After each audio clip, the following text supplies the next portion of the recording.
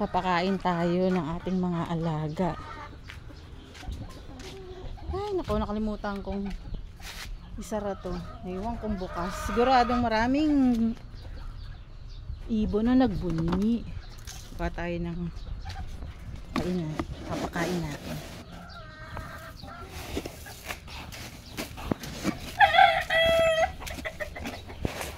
Yan. Tapos lagyan natin ito.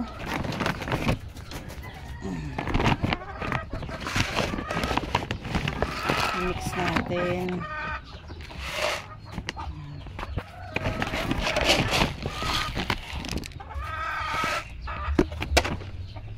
Ito guys, papakain natin sa ating mga alaga.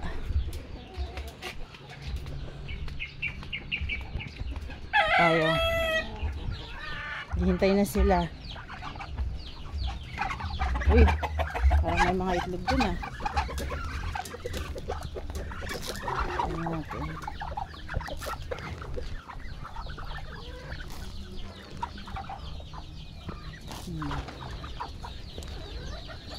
Busy sila.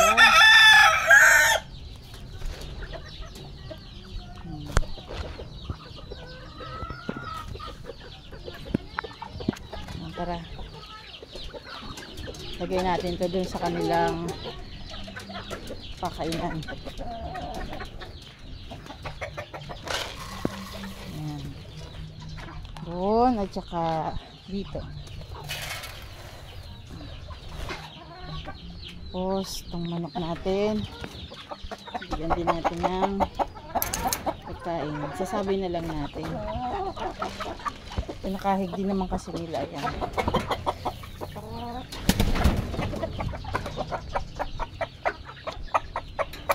Sarapan na. Ganyan lang siya guys. Pinapon nila yung tubig nila. Hindi sila nagbabayad ng bill nila sa tubig. Naputulan sila kaya wala silang tubig ngayon.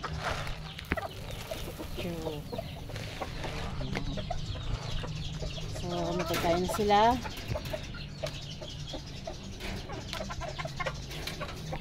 Sarado muna natin. Baka kasi makalipad. Lumipad sa labas. Hirap.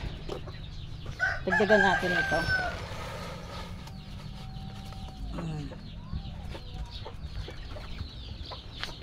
Yan. Busy pa sila. Gahanap tayo ng mga itlog.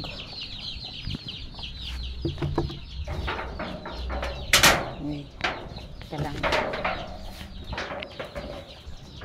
Yan. May dalawang itlog. Pato, itlog ng pato. Tapos dito sa kabila natin. Uy, tatlo. 1 natin.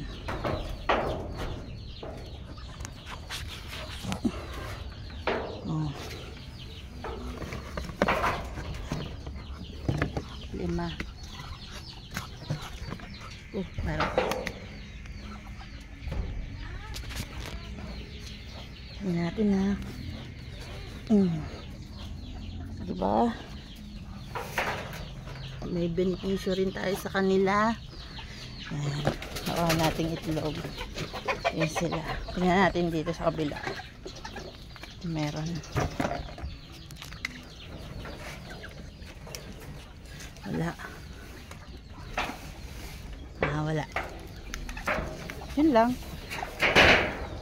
Ngayong araw ay nakakolekta ako ng itlog nila. 8.